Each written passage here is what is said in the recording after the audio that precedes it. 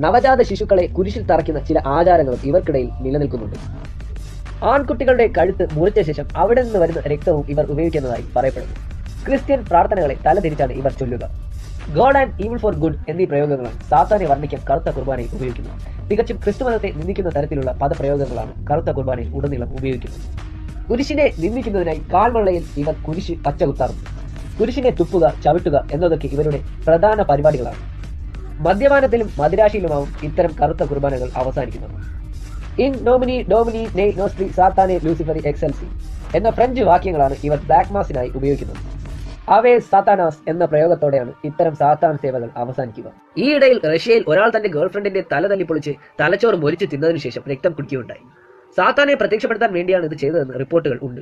ഇത്തരം സംഭവങ്ങൾ ഇന്ന് ലോകത്ത് നടക്കുന്നതിൽ അത്ഭുതമില്ല. നമ്മുടെ കേരളത്തിലും പല ഭാഗത്തും ഇത്തരം സാത്താനിക സേവകൾ നടക്കുന്നുണ്ട് എന്നും അത്തരം വിശ്വാസങ്ങൾ പലയിടത്തും നിലനിൽക്കുന്നുണ്ട് എന്നും റിപ്പോർട്ടുകൾ ഉണ്ട്.